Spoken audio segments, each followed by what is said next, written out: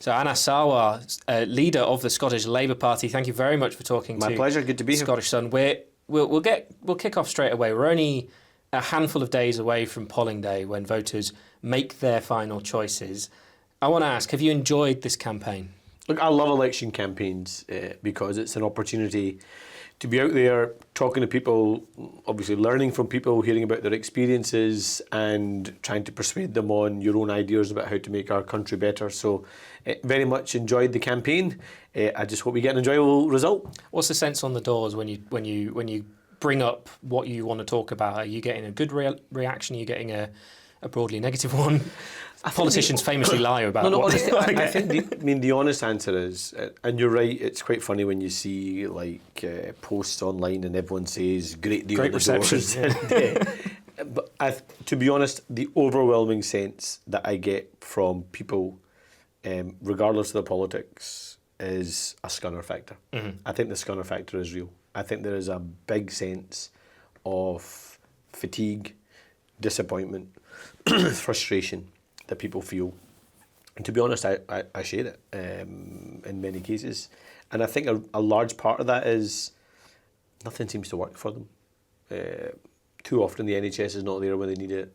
They're worried about their kids' safety in the school. Many of them worried about their own jobs and the pressures of work.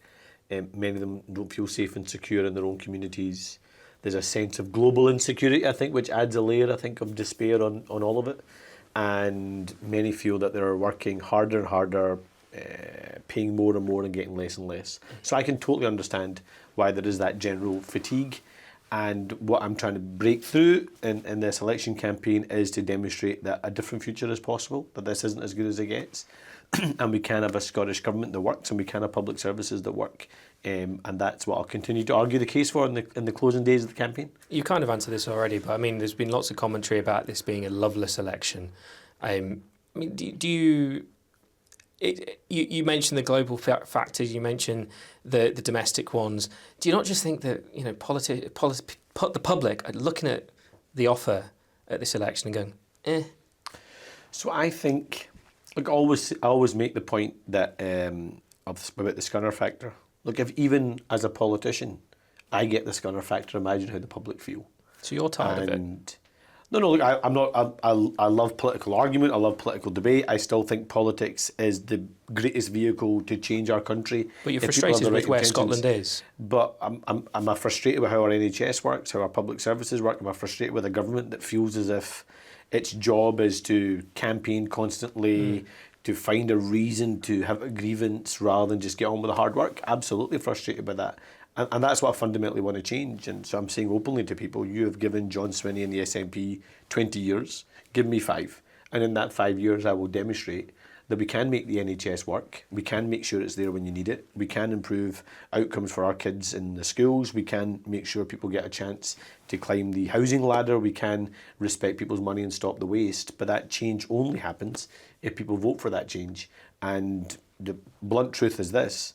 There's only one route to change on May the 7th, and that is a vote for Scottish Labour. Reform can't be the change. They can stop the change, they can help the SNP, they can be the midwives to another SNP government.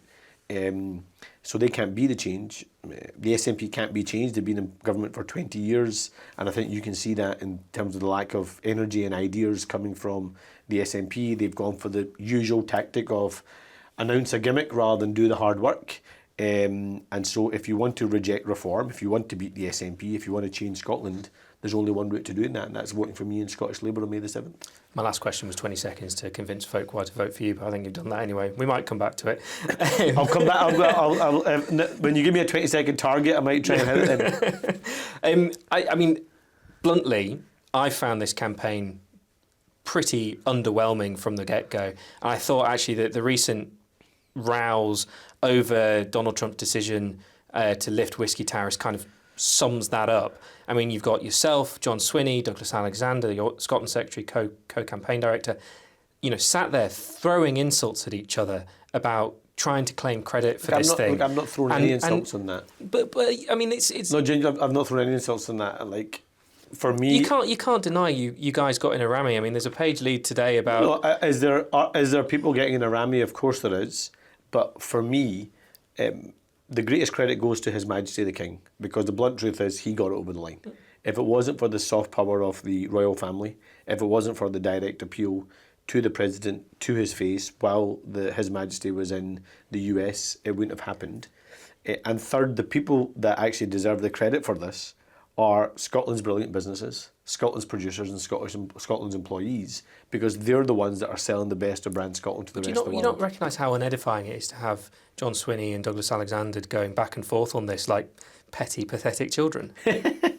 Look, as I say, I have focused on Scotland's brilliant businesses, the great Scottish produce and great Scottish employees. You guys put out a press release from Douglas yesterday. It's not like you've got your hands clean on this. Well, look, is there a bit of to and fro that comes from politics? Is there a bit of memery, if that's even a word, that comes online?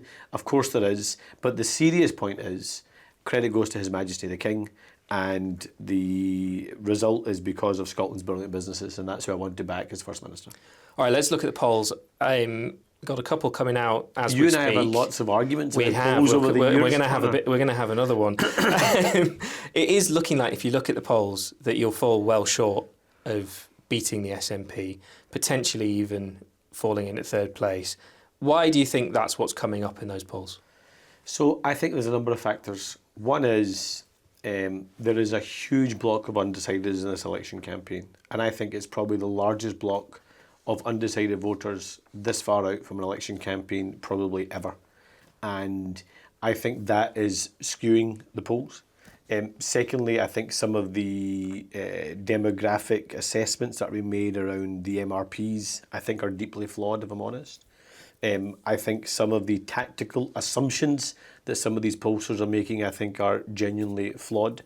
But again, it's the job of journalists and pollsters to commentate. It's my job to persuade, and I'm going to spend the last week persuading people that we need change in this country, and ultimately only I can deliver that. I remember in 2024, in the run-up to that general election, speaking to SNP strategists who were going, there's no appetite for Sir Keir Starmer on the doors. There's loads of undecideds. We think they'll roll in behind us on the day. That obviously didn't happen. You had a very good day at the election in 2024. That's not what the pollsters were telling us. But the pollster told us we couldn't come second in 2022.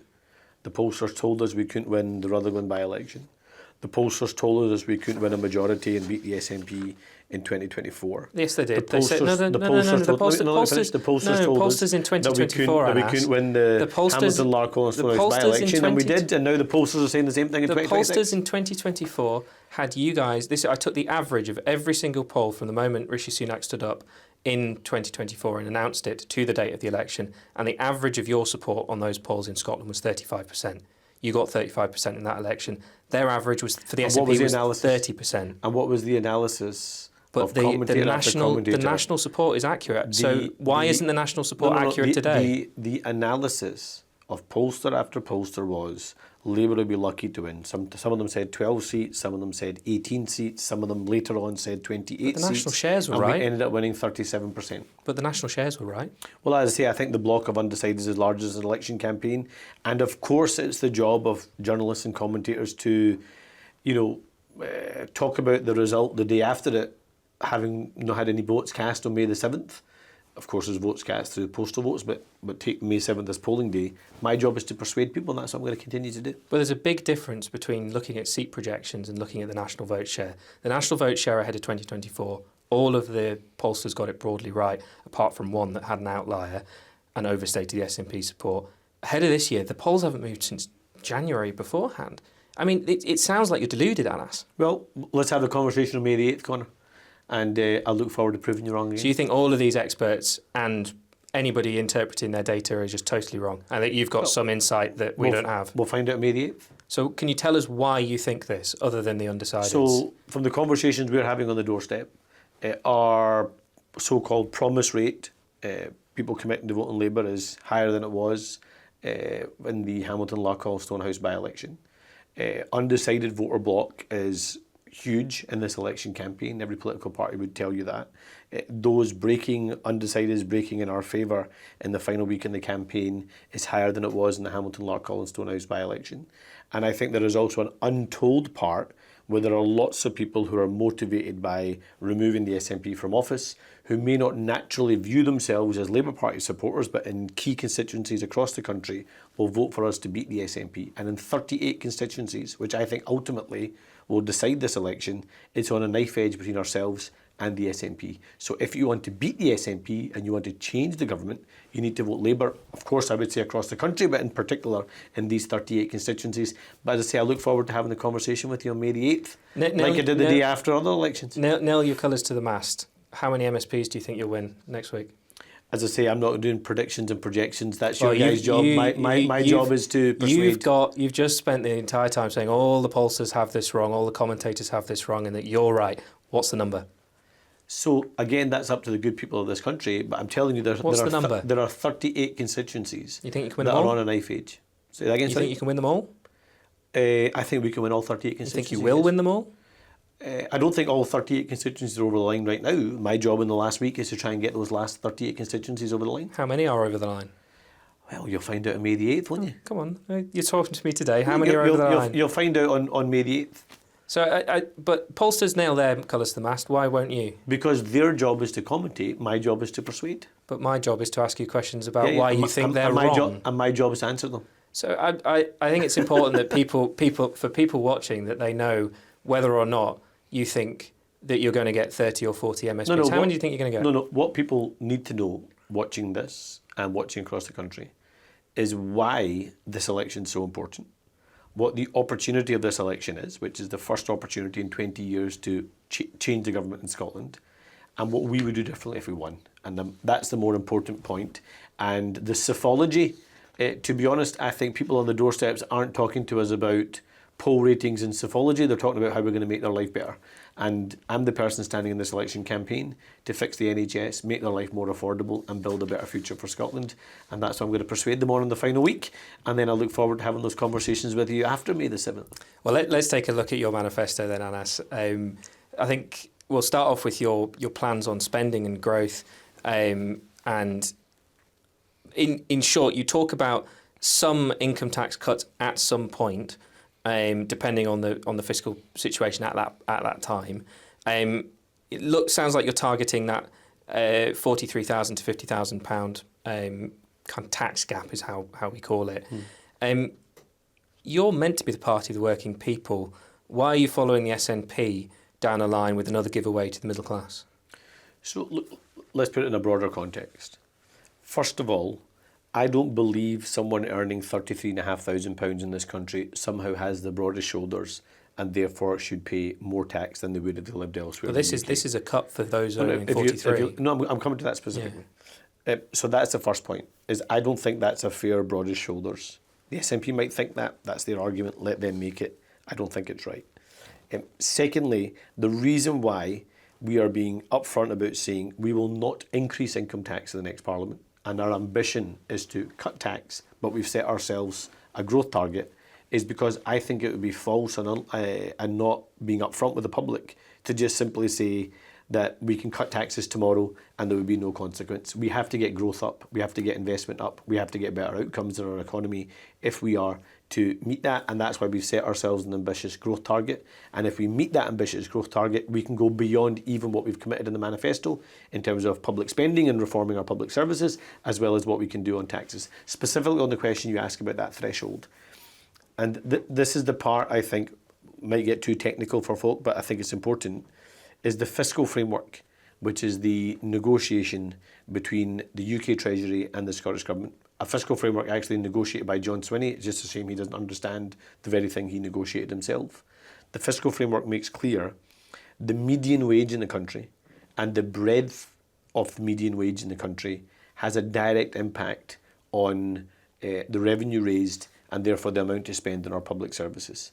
And the reason why we want to target that particular bracket is because that is the group that is paying the highest marginal rate of tax, And that is a much more ambitious target of where we get the median wage up to, and then spread the breadth of that median wage, which in itself unlocks hundreds of millions of pounds of additional investment we can make, either in tax cuts or in spending on our public services. And that's why that's the approach we take. And I'll make no bones about it. I want people with the broadest shoulders to pay the higher tax, but I don't think that is £33,500. That's your teachers, your police officers, your nurses right now paying higher tax here than they would elsewhere. I don't think that's fair. Your manifesto wants to boost growth of about, I think, 2.4% is the number.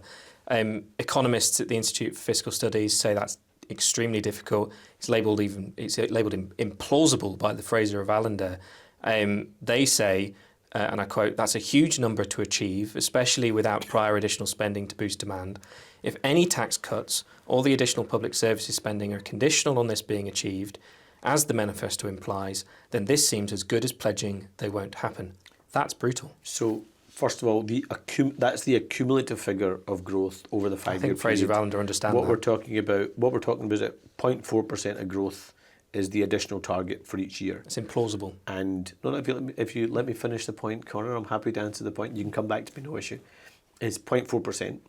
And to be clear, none of the spending commitments in the manifesto are conditional on achieving that growth. That is a growth target set over and above every spending commitment we have made in the manifesto, because people deserve to know what will you deliver, and then we've been clear about what more we can do if we get that growth target up. And the reason why I think we can get that growth target up is there are some simple reforms we can make that can attract private sector investment, foreign direct investment, and better outcomes. So I'll give you a few examples.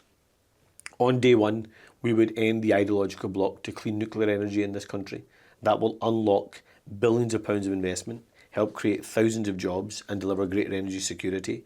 And many of the organisations behind this have already backed this up in terms of the tens of billions of pounds that could potentially come into the country from private sector investment and foreign direct investment, and the around 5,000 to 10,000 jobs it could create, which would be transformational.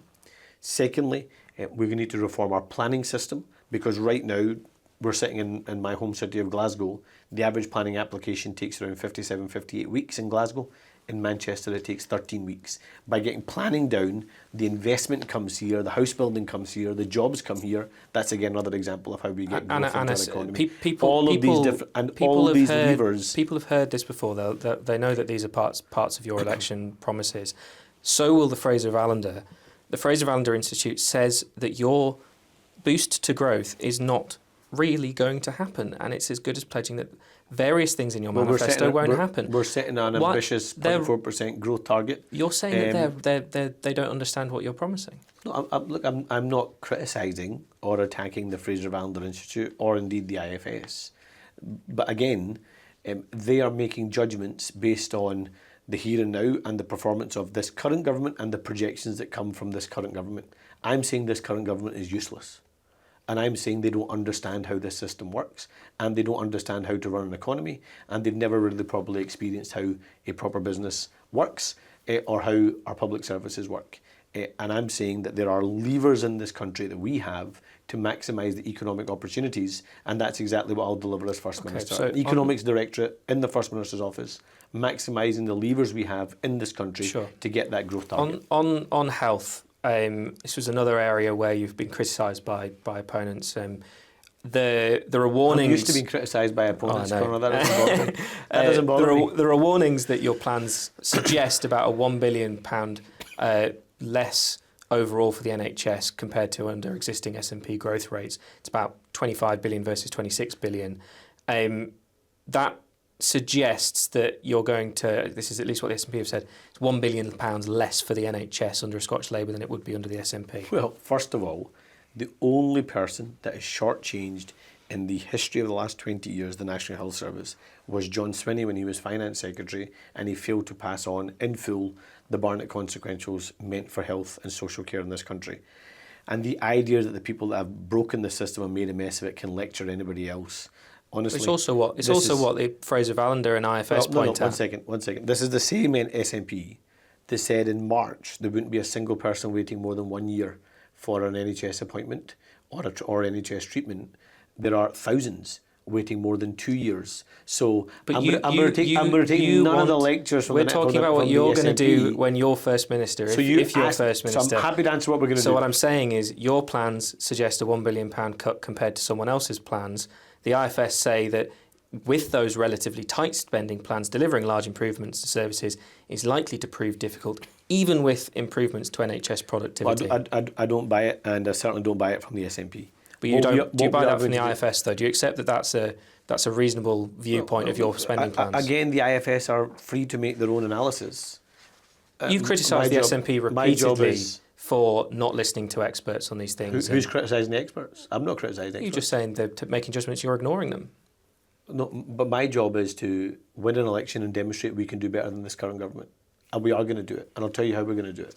So we're going to do it by declaring that national waiting times emergency.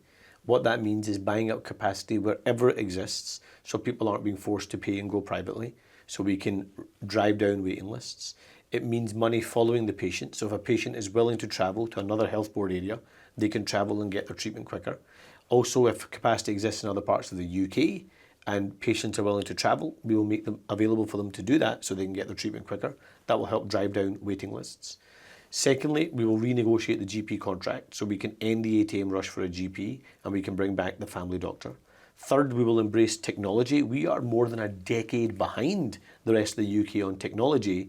We're still doing paper prescriptions, for goodness sake. We're still using fax machines and pagers in Scotland's NHS. It's time to move on from analogue, John, and get into the digital age. That's why we'll embrace technology so we get faster treatment and faster diagnosis. And we will also make big savings that we can put back into the front line by removing the layer after layer of bureaucracy and management. So reducing the number of chief executives, finance directors, So and instead employing more consultants, more nurses, and spend more money on treatments. So again, Fraser Allender say that the level of detail in your manifesto is low, that the savings that you've just talked about broadly. But actually, if you look at the IFS, and I'm not sure it says in the Fraser Allender, but certainly the IFS, I think our plans are the most realistic of most parties. So Might well be most realistic, but it doesn't mean that they're actually going to happen. I mean, if we look at what the, there's what the there's only one way of finding out, Conor. But it's one of the things the Fraser Allender Institute says. We know what's going to happen with an SNP government. We've lived it for 20 years. Your presumption on how much you're going to save from frontline, from backroom stuff, is broadly similar from what the SNP assume and want to target. Your public sector pay policy is left effectively blank. They say that it's implausible you could do everything that you'll promise within the spending plans that you set out. Well, let me say directly, Conor. You have seen the outcomes of SNP promises, SNP commitments, and what the outcomes actually are. They've had 20 years. And after that 20 years, our NHS feels broken. Our kids aren't getting the basics in schools. We've gone into reversal in literacy and numeracy. We have community budgets getting hammered. They can't even fix the bloody roads, never mind anything else. So we've seen the outcomes of 20 years of SNP government. And what I'm saying is change is possible, but it only happens if people vote for it. And so you're giving them 20 years. Give me 5 and I will prove to you we can make this work. You say change. I'll give you 2 examples of where you've talked about change but given voters absolutely zero idea on how it would actually work, which is business rates tax relief, reform and council tax reform. I mean, neither of the things in your manifesto actually specify what you'll do. So let's take business rates. So the council tax one, we have said that this will require cross-party consensus, given the big promise that was made to abolish the unfair council tax in 2007. What's your preference? That's not even in your manifesto what you would prefer. We will have to find some form of cross-party consensus on the council tax. What's your view? Specifically on business rates. Well, my own view is that it has to have a fairer system, because right now it feels like a deeply unfair system. What makes it fairer? Well, part of it is a better national funding settlement, so we aren't forcing councils to make terrible decisions about in their local communities that, to be honest, regardless if it's a Labour councillor or an SNP councillor, they're being forced to make because of the government in Scotland not giving them a fair budget settlement. And that means different decisions can be made around, for example, parking charges or low emission zones, or indeed on council tax. Sure. But specifically on business rates. So the reason why we want to abolish the business rate system, to reinvigorate the high streets and town centres, and we have set principles about what we want to do, but we want to design it in partnership with business. And the reason why we're taking that approach is we're learning the lessons of the last 20 years, where a big commitment has been made, It's been done in a cat-handed way that's actually then meant harder outcomes for businesses. So we're not going to take that approach. We've set the principles. What the principles are: abolishing business rates so we can reinvigorate the high streets, putting the balance on the online giants and the large distribution warehouses, because they are paying a significantly lower amount in business rates compared to their turnover, compared to those in the high streets. Third, the local levy is sectoral. What that means is rates are set partly on turnover, but also partly on individual sectors' profit margins, because the profit margin in one sector will be different from another. And fourth, we want to incentivise footfall. So how do we get local authorities who recognise having attractions, creating footfall, making better decisions around planning, impact on the businesses, and therefore is conditional on what they're able to raise from the revenue. That's a business rates model that I think businesses will welcome right across the country.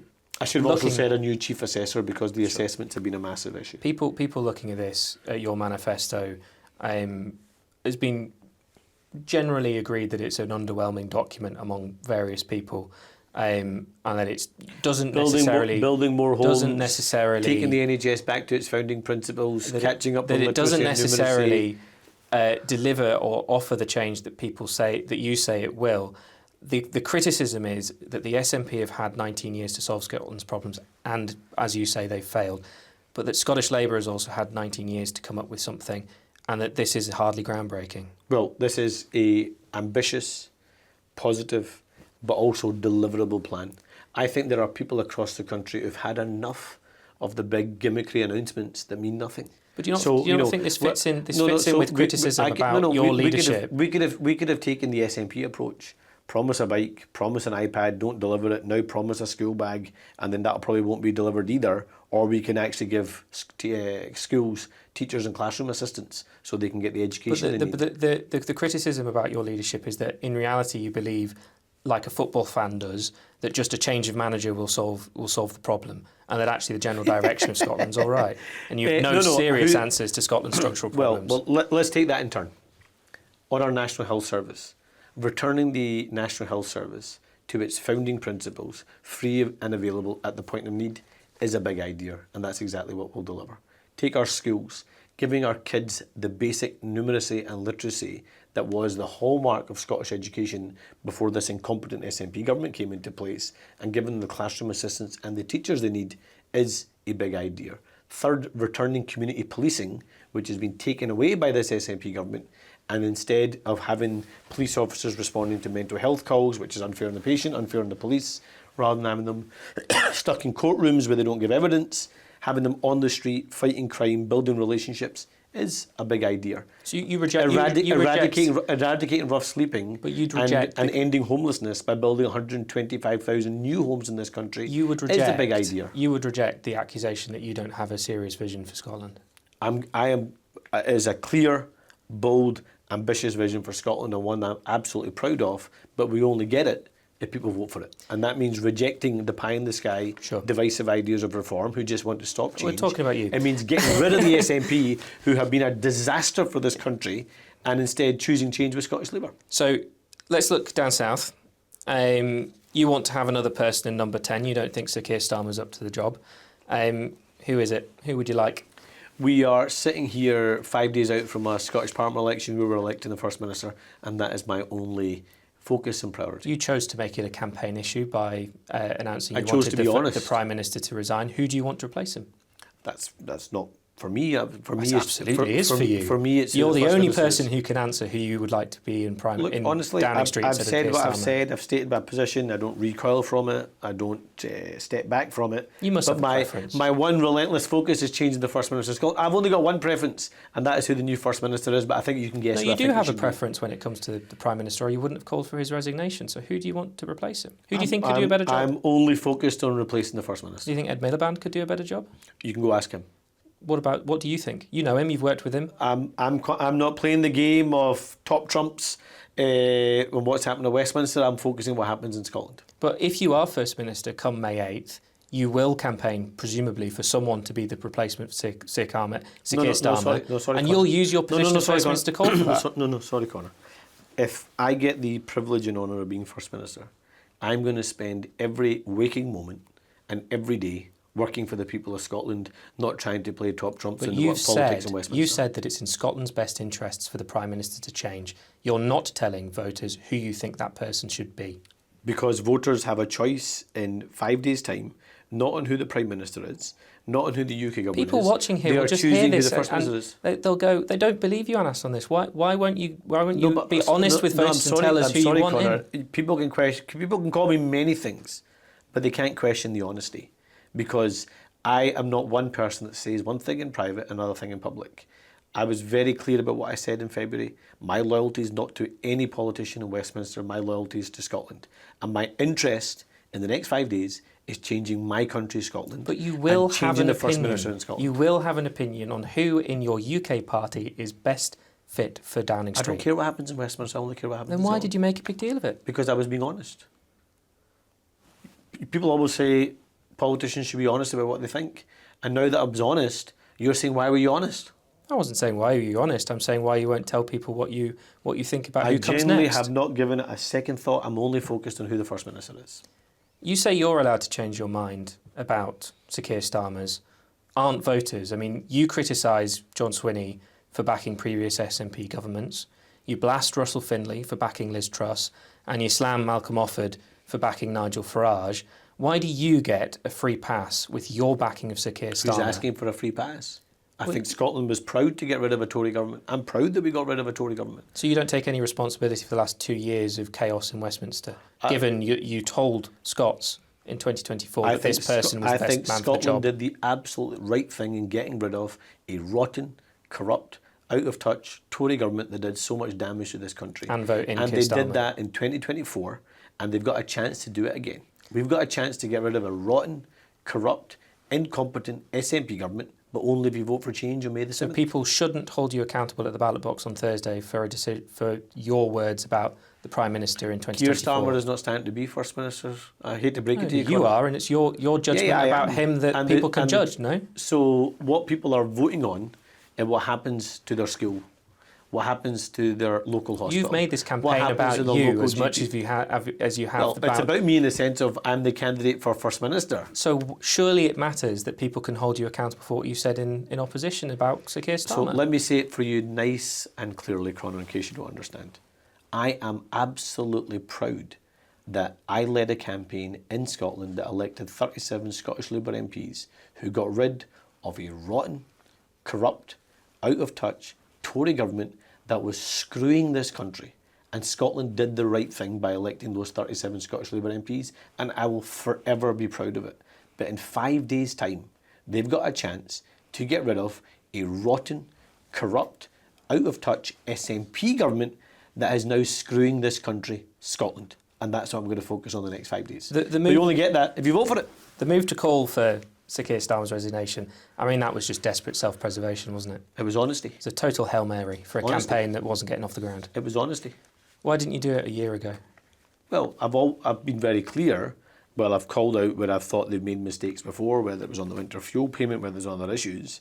But the Mandelson scandal for me was the tipping point, and I've been open and honest about that. Let's talk about Peter Mandelson, and there is that picture with him where you called him your old friend. I know you've said you've regretted it, and that you said the language was clumsy, but that picture was taken after his appointment as a US ambassador, wasn't it? Well, yes, he was a US ambassador. I was in the US advocating for Scotland, and I met the ambassador to the US. You called him your old friend. Yeah, I regret that. It's not someone I have anything to do with. But why you surely would have read the newspaper reports about his relationship with Epstein at that point. Well, likewise, I don't criticise John Swinney for meeting the ambassador to the US or going to the White House with the ambassador to the US. He will have the same information I had available to me at the time. Peter Mandelson should never have been the ambassador to the US. He never should have been considered for the ambassador to the US. I believe he's a traitor to this country. It is different, though, isn't it, for for John Swinney to go and meet the president with the US ambassador there, and you to take a picture with someone and say he's your mate. I didn't spend the night with Peter Mandelson. I said you went to... Yeah, but the First Minister of Scotland spent the night with the ambassador. Right, so under the rules of how these things I'm not work. criticising for that, but he went and he met the ambassador to the US. That was on formal business. Yours wasn't. Which was the right. No, mine was formal business. Not government business. I was there advocating for Scotland. You could have advocating distanced for yourself trade. from Peter Mandelson as much as anybody else could have done. Well, I met him in his capacity as ambassador to the US, just like John Swinney did, and I don't criticise John Swinney for doing that. So you've got no regrets about how you handled your relationship with Peter Mandelson after those newspaper reports came out? Obviously, looking in hindsight, do I want any kind of association with someone like that? Absolutely, I do not. But I didn't appoint him to be ambassador to the US, and he shouldn't have been appointed ambassador to the US, and he never should have even been considered as ambassador to the US, and I think he's a traitor to his country. Should you have met with him? Well, and I think it's appropriate if you are in the US advocating for Scotland's businesses, advocating for closer dialogue and relationship between Scotland and the US. I think it's perfectly normal and reasonable that you would meet the UK ambassador to that country. It would be the same if I was in any other country across the globe. So I think it's appropriate to meet the office. Do I think the individual in that office was the appropriate person for that office? Absolutely not. Your stroke joke right at the start of this campaign was a bad mistake, wasn't it? That was a stupid comment, yeah. Yeah. What do you think that shows something about what you're like in private that maybe voters won't like? People can make their own judgments. I made a stupid comment. I apologised for it straight away. I didn't equivocate from it. I didn't try and make an excuse for it. I was straight up and open about it. People might think that you don't take it seriously maybe when the cameras are off. Well, you and I have lots of interactions off camera. You know I am a naturally amicable, jovial, positive individual. You and I sometimes have a joke about some of the things you write, and you have a joke about some of the things I say. I think that's called being a human being, and I'll never regret or forgive being a human being. I think people want humans in office rather than robots. You want to vote for a robot, vote for somebody else. You want to vote for a human being that's going to work hard every day to deliver for you, then vote for me. You'll never forgive the Daily Record for live streaming it either. Was it the Daily Record? I'm not sure who it was, but again, it's not anybody else's fault. It was me that made the stupid comment. It's me that should take responsibility, and it's right that I apologised. If only there was other politicians that took responsibility, not for the stupid things they say, but the stupid things they do. And this SNP government done a lot of stupid things that have been bad for people's lives, and that's why they need to be removed from office. Let's take a couple of stupid things that your own MSPs have done. There's one that we can't talk about due to ongoing legal processes, who was charged with alleged voyeurism in the last Parliament. You've got another who you kicked out of the party because they were friends with a paedophile, and a third who you booted out over unspecified harassment claims. Now, you and I are going to agree on one thing, that the SNP have faced massive scandals in the last 19 years as well, but it looks like Labour aren't that different. I'm sorry, Conor, I don't accept that, because I think there is a world of a difference and a stark contrast about how I deal with issues in my party and how John Swinney deals with issues in his party. I take action. People's feet don't hit the ground, and you can see that from the examples you've given. Watch John Swinney and the SNP's conduct. Their conduct is cover up, secrecy, protect the institution, protect the person until it's politically inconvenient otherwise, and then they make a move, and then they do the same all over again. They are a scandal-ridden, rotten party that are bad for this country, and that's why I'm desperate that they're removed from office in 5 days' time. Let's talk about this claim made at, I think it was the Channel 4 debate, wasn't it, a week ago, about you bouncing up to Malcolm Offord, saying you should work together to beat the SNP. Now, you've called him a liar. Can you specify exactly what he is lying about? But it's just not true. What isn't? I'm not going to play Malcolm Offord's game. I think people at home will be interested to know exactly of the story that Malcolm Offord told. What do you dispute specifically? It's a lie that I had any kind of discussion with him about any kind of deal or any kind of working together. It's just a straight up, upfront lie. So you flatly reject the suggestion that you might have gone up to Malcolm and said something along the lines of, you're doing well, we should work together to beat the Nats. I want them to get hammered. In what world do I think Reform are doing well? I think Reform are rotten for this country. I think there'd be a disaster for this country. Only thing that Malcolm Offord can do in this election campaign is be a midwife for John Swinney. The problem with this row, though, every vote for Reform is a vote for John Swinney. And the problem with the row is it was Malcolm Offord that tried to make this an issue, and I appropriately responded to calling it a lie. I would much rather be talking about bigger issues. But your problem with this is that people at home, they could believe it. It's believable, isn't it, that you do this? So you think it's believable? Honestly, I'm going to take this one front on. And this is one issue. I don't normally, I'm normally quite a kind of sanguine, kind of chilled guy, right? But this one issue, I think I've demonstrated a level of anger at compared to other issues that come up, which is the rough and tumble of politics. And the reason why I expressed an anger on this one is because you have a political party that spends tens of thousands of pounds questioning my loyalty to my country, Scotland. Questions whether I even belong in this country. They have candidates who call for the mass deportation of people from a certain faith, even if they're born in this country, which impacts my family. And the idea that those people that have race baited me for a year are somehow people I'm secretly in cahoots with, I think is frankly disgusting and disgraceful. Secondly, John Swinney had an option in a moment. See, in that TV debate, he could have chose, if he was a true leader with true principles and true values, he could have chosen, like Gillian Mackay did, to be fair to her, to demonstrate, forget politics, to demonstrate a unifying force in Scotland against the racism and the disgust that's coming from some of what reforms say and do. But instead of doing that, he chose to use a political opportunity to have a go at me rather than the opportunity to do the right thing. And I think that says something quite clearly about John Swinney and the SNP. They're quite happy to call out reform's comments about me when they think it politically suits them, but they're also happy to use reform comments against me when they think it politically suits them too. And I think that says more about them than it does about me. Well, let's take that as read, because I mean, we've spoken to Malcolm Offord about this and he's got his own side of the story as well. But on that basis, you would presumably reject the office of First Minister if Reform MSPs voted you into it. Well, again, you're commentating. I'm not taking I'm hypothecating, I'm not commentating. Okay, you're hypothecating as well as commentating.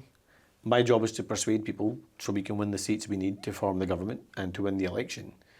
I want nothing to do with reform. But that, having nothing to do with reform is different to accepting their votes to become First Minister. No, I won't, and that's Ross how it Greer works. says he would expect you to withdraw your nomination if it becomes clear you need reform votes to beat John Swinney and the SNP. Reform being very clear, they don't want me to be First Minister, and we know why. So we're not taking reform votes, and that's not how it works. So if there was a straight fight between you and John Swinney, and the difference between you becoming First Minister and him becoming First Minister was 15 Reform MSPs backing you, you would say to them, go away, I'm not interested. I think I've made it abundantly clear that I want reform to go away, that I'm not interested in the politics of reform. You won't and I think they're a votes. disgrace. No, I won't, and that's not how it works. How does it work? Well, how it works is people go and vote in an election, and elections choose MSPs, and we elect a new government. 2007. And I've got to persuade people to elect Scottish Labour MSPs so we can win the election. 2007, I think it was the Lib Dems and the Conservatives abstained when picking the First Minister, which allowed Alex Salmond to win that election. I mean, that's the sort of thing we're talking about here. We're talking about narrow margins where the decision of a political party after everybody's gone to vote But again, matter. you're asking me to commentate what happens after an election. I'm telling you quite clearly, no stitch-ups, no conversations, no dialogue, no nothing with reform. I want them to get humped. I want nothing to do with them. I want utterly rejected. I can't stand their politics. They're a midwife for the SNP. They can only help the SNP win. But if you want change, you have to vote for it, and that means voting Scottish Labour on May the 7th. You said the same in 2022, didn't you, when it came to council deals with the Tories, and then went into cahoots with plenty of them? No deals. Well, you're propped up by them across the country. What deals? You're propped up with them across the countries. You'll run minority administrations backed by the Tories. What deals? But you're working with them day in, day out. How? By passing budgets with their support. You're talking about council votes on passing a budget. And to get people into administration. What's the deals? So tell me one deal. I'm interested. Tell me one deal. No, I'm interested because this is... Well, Edinburgh City Council is a great example. You needed the votes of all the unionist parties to run an administration there on, I think, 12 councillors. You got them. You pass your budgets on the back of that. But what's the deal? Voters at home view that as an effective coalition. What coalition? Where's a coalition of pro-union voters? Give me one example of a coalition with the Tories. I've just told you, Edinburgh Council. There's no coalition with the Tories. I don't think you understand how it works, Connor. So you don't take their votes to pass your stuff. So that's a coalition. You think it's a coalition with the Tories in Edinburgh City Council? I don't think you understand how it works. Do you not accept that you work with them in Edinburgh? No, they don't work. What's the coalition? I don't think you understand how it works. Well, I'm there was interested only then. one coalition, if you recall, in Aberdeen. When there was a coalition, they were expelled. But I'm and they broke the interested. coalition to be allowed back in. I'm interested then. Is your view on what the meaning of the word deal is only something formal? So do you think the Greens and the SNP have been working together for the last 10 years in Parliament, outwith of their formal agreement? They had a formal agreement. Outwith of that 3 years of the Butte House agreement? I don't think that was a deal, no. But I think, are they in cahoots? Yeah, they're absolutely in cahoots. I think the Greens are the branch office of the SNP. So it would count if in the next 5 years you had budgets backed by reform that you were in cahoots with them? Well, you're by the same logic. You're asking me to... First of all, you started by saying we've got no chance of winning. Then you said I was deluded. And now you're talking about Labour budgets in the next Parliament. You need to make your mind up, Conor. Which one is it? I've got to take you seriously, don't I? which one is it? I've got to take you seriously So and put what the pollsters are saying. Well, again, if you're now accepting that Labour can win the election, that's progress from the start of this conversation. So I appreciate the progress. It's not what I say, it's what pollsters say. Well, that wasn't what you were saying at the start of the you were saying pollsters saying we can't win the election, we can't form the government. That's not what my view is, that's what pollsters are. No, exactly, Conor. You were saying that, now you're saying pollsters are saying we could form a government. So I'm saying in the event of forming a government, we have to win the MSPs. We have to persuade people. And I honestly hope, coming out of this election, we can form the government, we can win the election, and I also hope that the next Parliament, people who share agreements on the ideas on how we fix our NHS will be able to do grown-up politics in this country. But I'm saying to you quite adamantly and clearly, I want nothing to do with reform. I reject reform. I think they're a stain on our election. I think they're a stain on our democracy. And I think every vote for reform is a vote to help the SNP. And last question, 20 seconds to tell Scottish Sun readers why they should vote for you. You've already done it several times, but I'll let you have another crack. Scotland needs change. So if you want to reject the poison of reform, if you want to beat the SNP and change Scotland, there's only one route to that change, and that's a vote for me in Scottish Labour. Anna Sarwar, thank you very much. My pleasure. Thank you, Conor. Scottish Sun, thank you. I've really enjoyed it. Thank you.